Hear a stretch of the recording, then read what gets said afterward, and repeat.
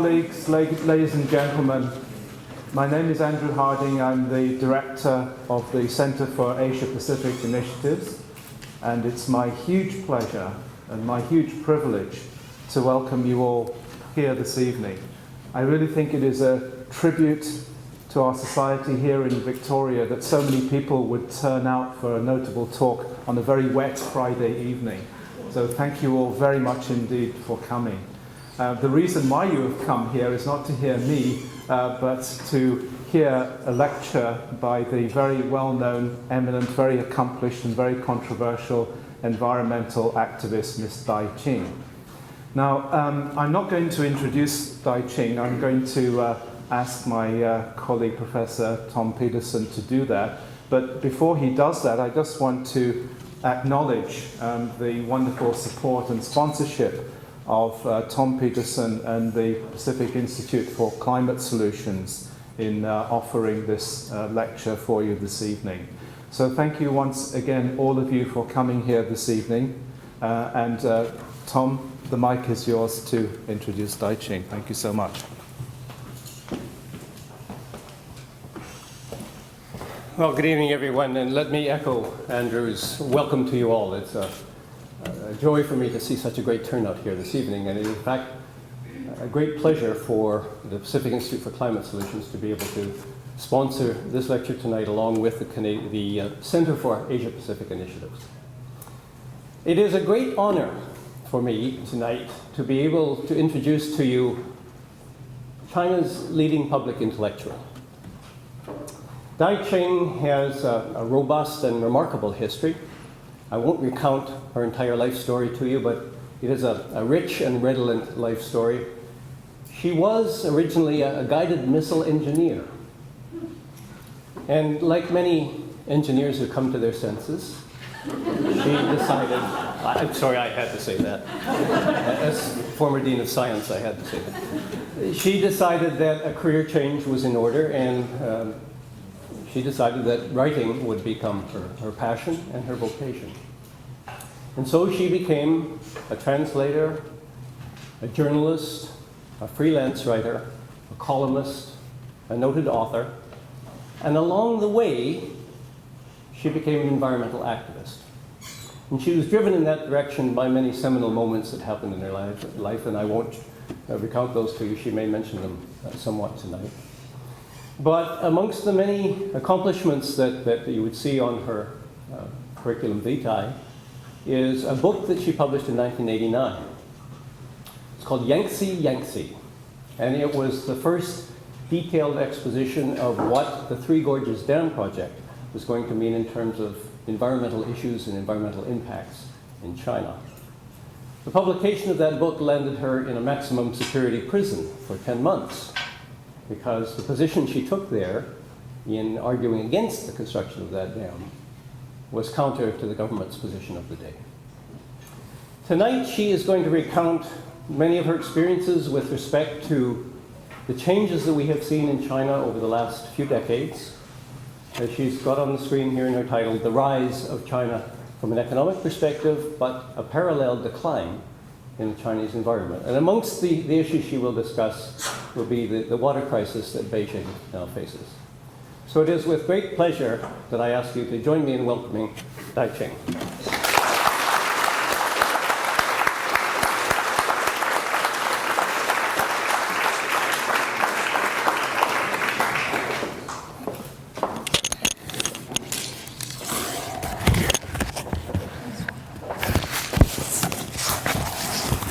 Good evening, everyone. Ladies and gentlemen, friends and fighters. Right now, this is the title of my lecture this evening. And right now, the whole world is talking about China's rise.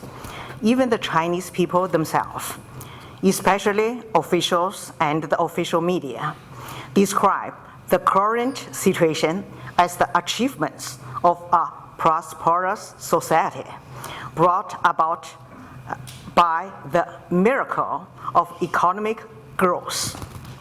So we behold the China's annual GDP growth and the government's stash of foreign bonds. We behold skyscraper and the bird's nest stadium. We behold the largest dam in the world, the Three Gorges project. We have launched China's second unmanned lunar probe, together with massive exports of toys and electric parts.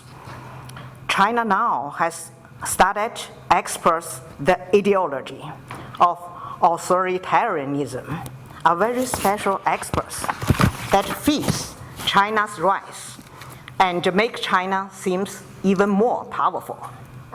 The most attractive new face advertised China's success today, the products of the rising China, is the new rich Chinese who have emerged in China and elsewhere in the world over the past 20 years.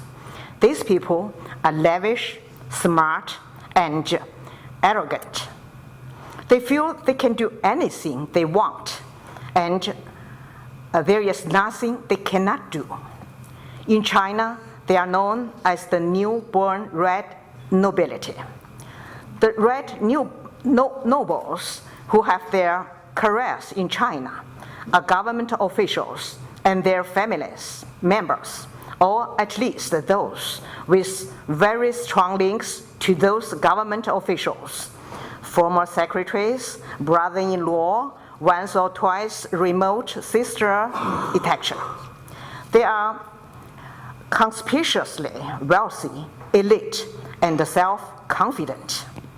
Recently, the netizen, citizen in internet, the netizens have coined a title for a new special elite called naked officials.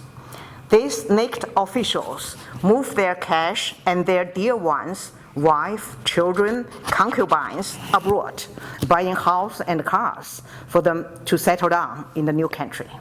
Meanwhile, these officials continued to live in China naked, but usually have several passports in their hand and are prepared to escape China at any moment to join their family abroad. Are all those above the true evidence of China's rise? We must ask a few questions about these miracles of growth and prosperity. Is this rise like manna from heaven, or does it come at a cost to the Chinese people and the world? If so, what is that price? Before answering this question, we must have a look at today's People's Republic of China. What kind of country is it? What is the nature of its rise? And why didn't the rise occur during the Qing dynasty in the 19th century, when the Industrial Revolution brought prosperity to many countries? Why didn't the rise occur at the end of World War II, when China joined the ranks of the victors as one of the four allies? Why didn't the rise occur in the Mao Zedong era, when the peoples become the master of their own country? And why didn't it occur in the 1980s, when the Communist Party of China began to rethink its many errors, to relax its grip on society, and to implement the policy of reform and opening up? Why has China only risen in the past 2 decades after the tanks ran over Tiananmen Square, when all Chinese were shocked into a terrified silence?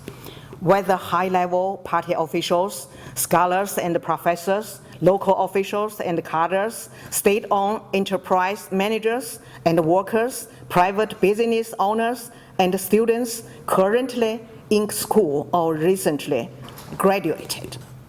If the ruling party could order the People's Army to fire on the people, what else could it do? People asked, what kind of People's Republic are we? At this 0 hour, top leader Deng Xiaoping gave the answer. Yes, thousands have been killed at Tiananmen. He said, I believe it would be worthwhile to kill 200,000 to buy 20 years of stability for the regime. The Tiananmen massacre set the stage for the Red Nobles' political reform, only it was not the reform that the students and other demonstrators imagined, but the reform that Deng Xiaoping would soon introduce. He announced this reform in his Southern tour of 1992. In the new commercial city of Shenzhen, he dismissed labels such as capitalism or socialism and declared that development is first thing first and let some people get rich first.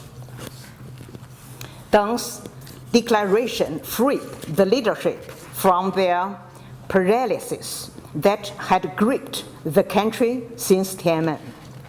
The ruling elite suddenly knew that as the public servants, they were really free to serve themselves as long as they laid low under the cover of propaganda. Following the lie low rule, they describe it as use your power as soon as possible before it expires. But does this political system, which continues to work today in China, is something new of the dreams of the newborn Red Nobles?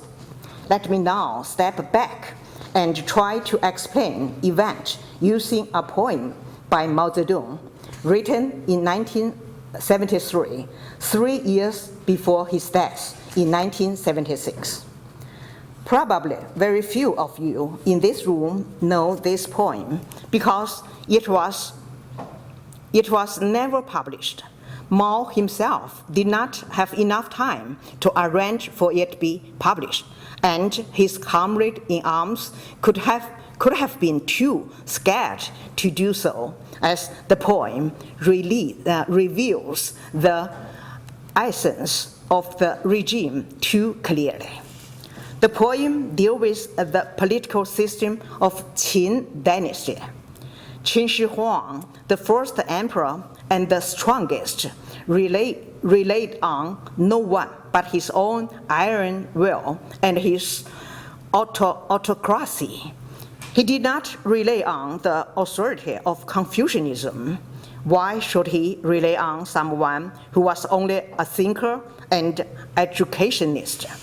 Qin did not need this kind of person to maintain order, and neither did Mao. If some of you here has already listened to or has already worked together with the Confucius Institute with a Red China brand, perhaps this poem will have special meaning to you. The poem criticized an article by Guo Moruo written in 1948, while Chiang Kai-shek was still the dictator. Guo Moruo compared compared Chiang Kai-shek to the autocratic emperor Qin Shi Huang and praised Confucius. Here, Mao's poem. There is a rough translation by me. Take a break from your scolding of Qin, the first emperor. There are other opinions about book burning and elite killings. The Grand Dragon has died, but his spirit remains still over the world. Confucius enjoys a lofty reputation, but is nothing at all but nonsense. Qin system was employed by each of the dynasties in China. Your criticism of him is not good. Read on Confucianism again and again from Liu in the Tang Dynasty. don't go back from him to Wen Wang, the king of Chunqiu era. That was in 1973 when Mao wrote that poem. After the Qin dynasty in 200 BC, the Qin system of rule has lived on through the iron hand and centralized rule. The emperors in China of every dynasty have continued to exploit the ordinary people just as Qin did. They levied farm rent and taxes. They employed forced labor. They issued any means they wanted to exploitation. At the same time, to discourage dissent, each emperor promoted his own brand of Confucianism to promote a deference and maintain social order. For 2,000 years, this kind of imperial control continued. In the early 20th century, when the late emperor of the Qing dynasty has kicked out from the palace, did China at last have a tremendous change? Okay, Chinese men cut their breath, wore Western suit, started talking about having a democracy, a republic, and a constitution. The whole society bursted with excitement. But the political and legal system of the old centralized rule remained unchanged, stubbornly stuck in the spirit world of the Chinese people, the rulers and the ruled alike, under the ruling of the modern emperors, president, chairman, general secretary, one after the other. It remained under Chiang Kai-shek nationalist government. It remained under Mao Zedong's people's government. The ghost of Qin, or the grandpa dragon, 就祖龙, grandpa dragon, as Chairman Mao used to call him, continued to haunt the Chinese political psyche.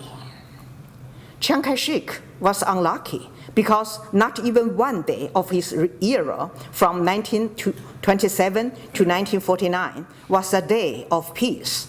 Warlord war, anti-Japanese war, civil war. Then Mao Zedong seized the power. In the following 27 years before he died, China should have enjoyed many years of peace.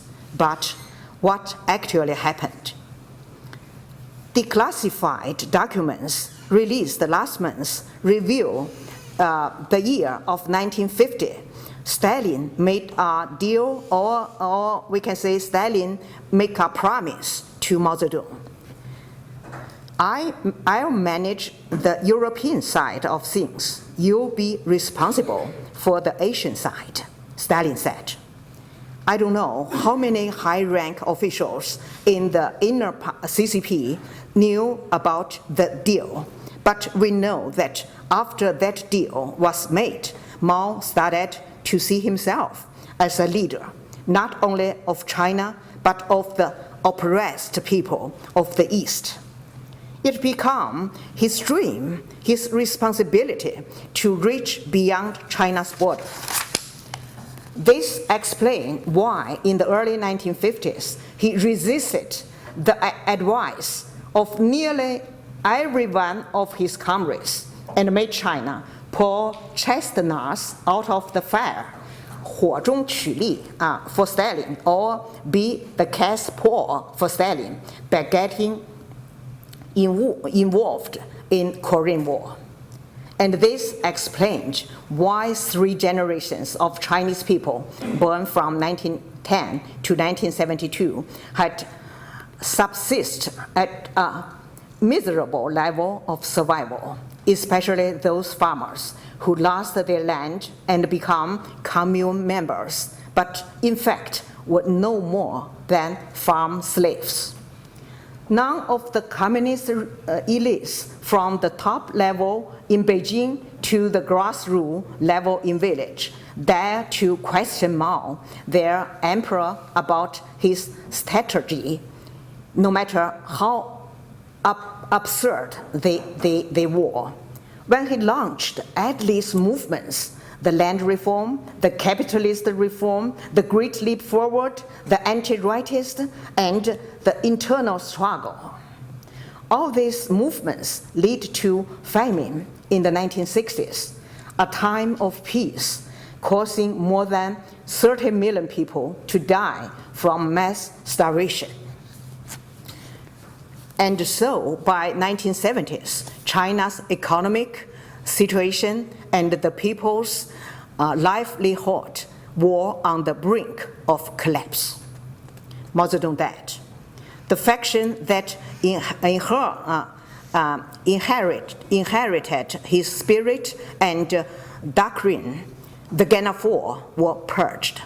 Once again, the people raised the cheer of liberation. But it is impossible to purge the political culture of 2,000 years of centralized imperial rule from the minds of the people that at the drop of a hat. So Deng Xiaoping came in and imposed the traditional way of concentrated rule and iron hands to end the chaos under Mao. As he said to Jiang Zemin, Chairman Mao had the final say when he was alive, and now that he's gone, I have the last words.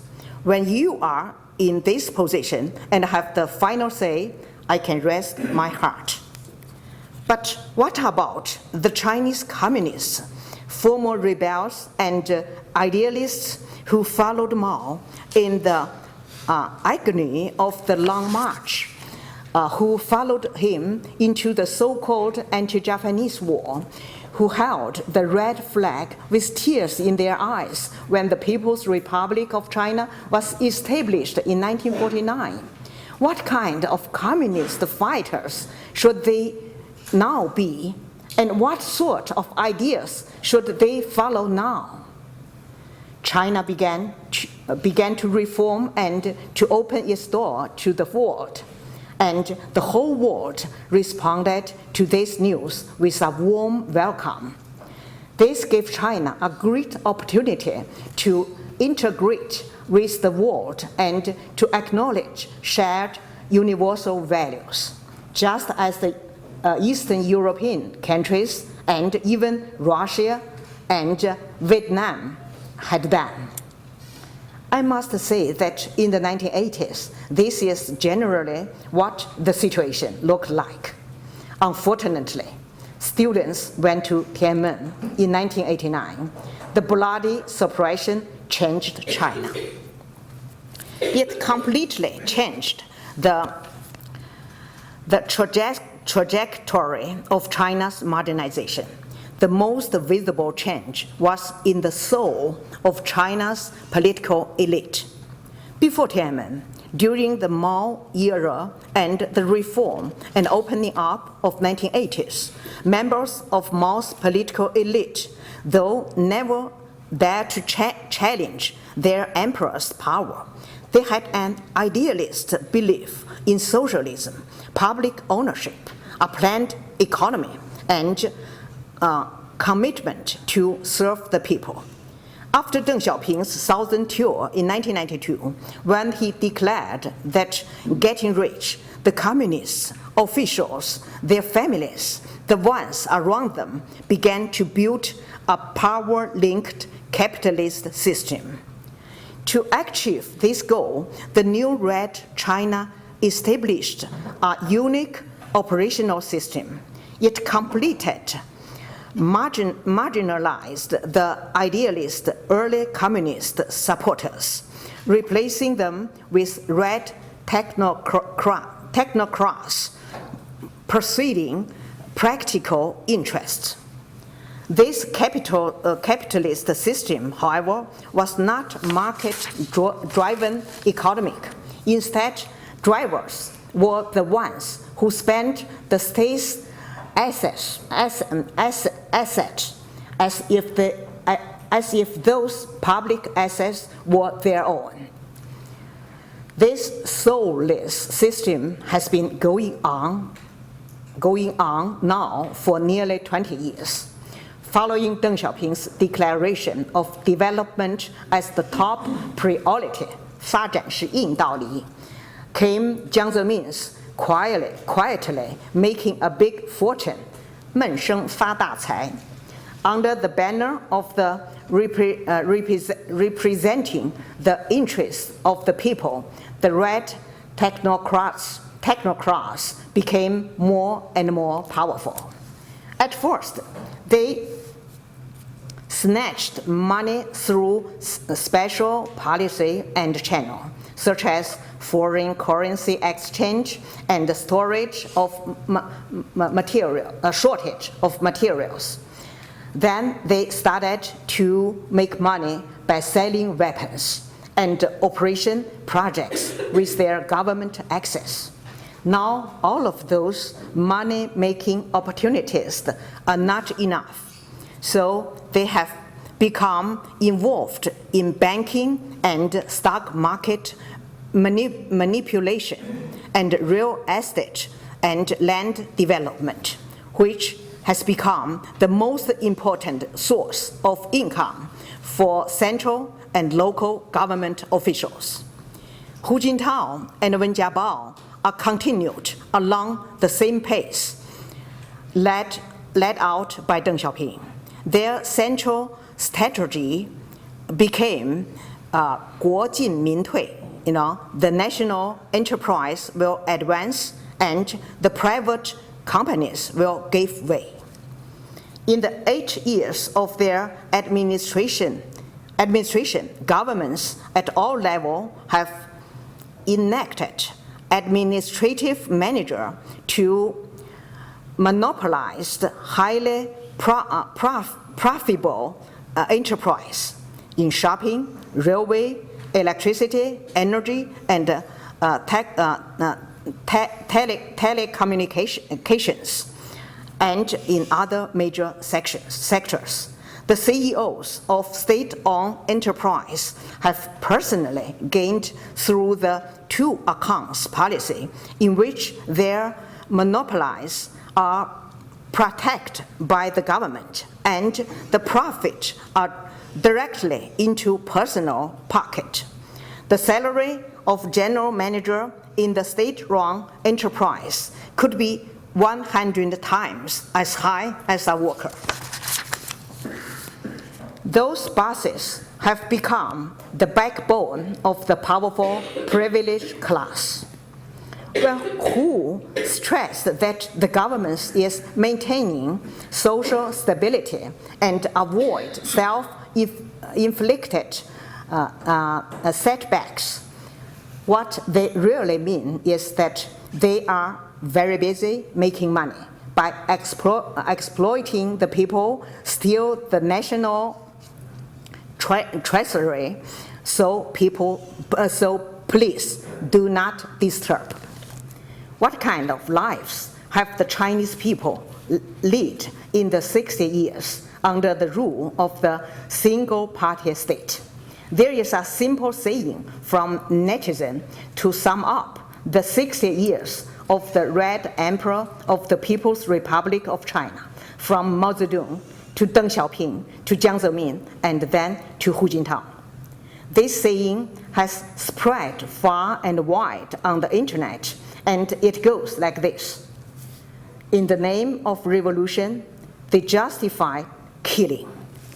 In the name of the people, they justify nationalization. In the name of reform, they divided the spoil of the nation. In the name of harmony, everyone must now shut their mouths. Not everyone shut up. Liu Xiaopo, China's first Nobel Peace Prize winner, refused to shut up, and the ruling elite jailed him for 11 years. Ai Weiwei, China's most bold artist, Tan Zuoren, the poets, also refused to shut up when they tried to explore expose how many children were killed by tofu school that crumbled in the May 2008 earthquake. They were beaten and put into jail for their conscience. Today in China, the communist elite interest group have already formed. In terms of sectors, the group include peoples from all walks of life: the party, government, military, scientific and technology field, educational and cultural and academic sectors, medicines and healthcare, everything.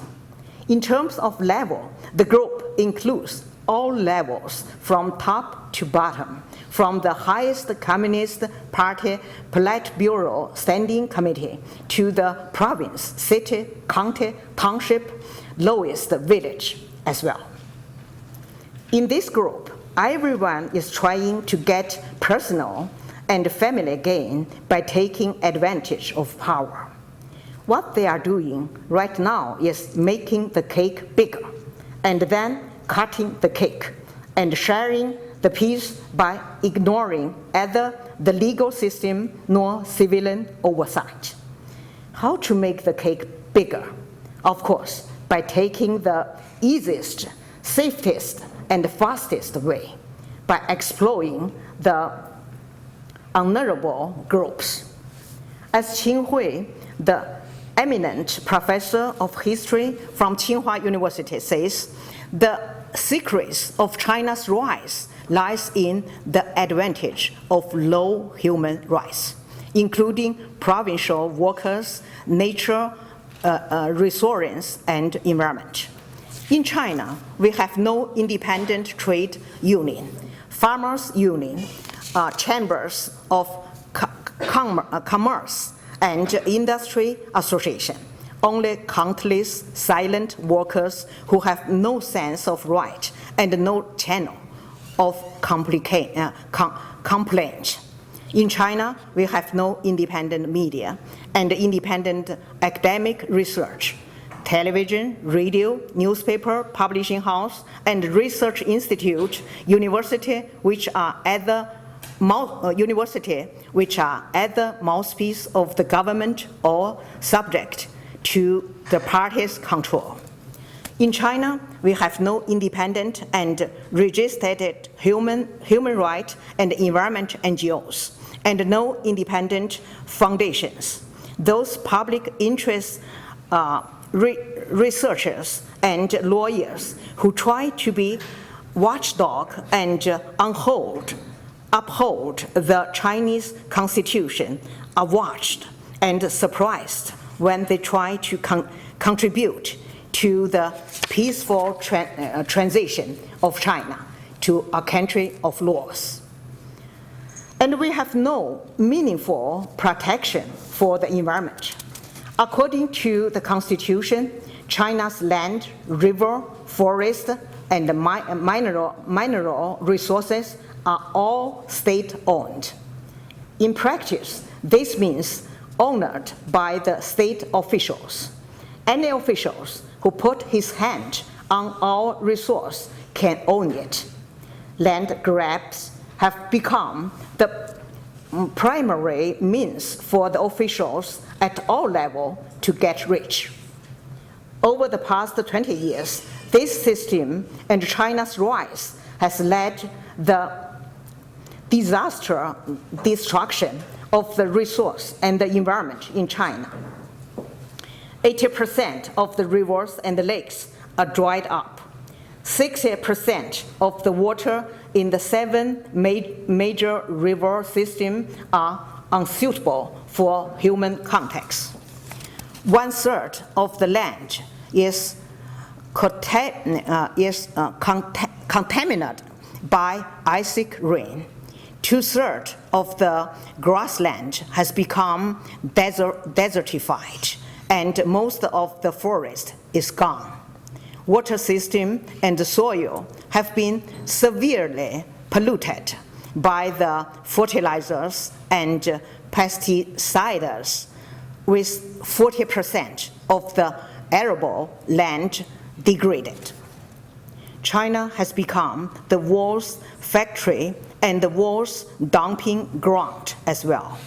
Of the world's 20 most populated cities, 16 are in China.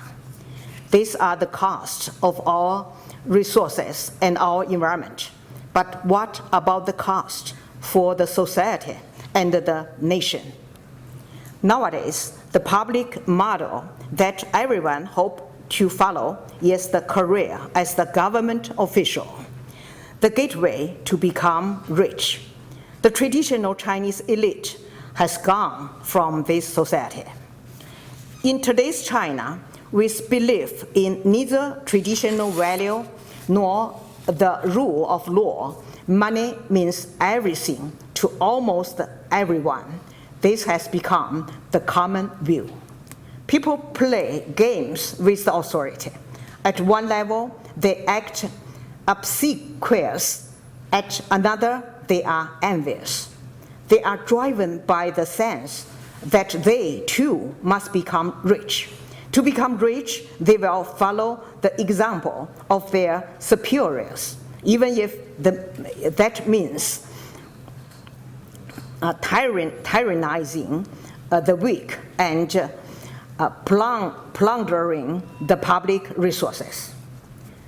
In today's Qing policy, the Chinese know that they are free to do anything as long as they remain silent about politics.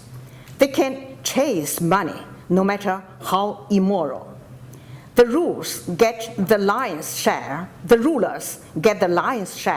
and the spoils and hand out small morsels to those who follow the rules of game and know enough not to challenge them. The Qin system, as Mao said, has been employed by each of the dynasties in China.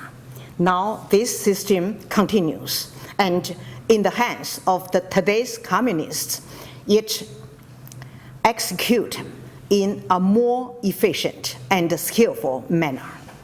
But what about the environment? Is it sustainable?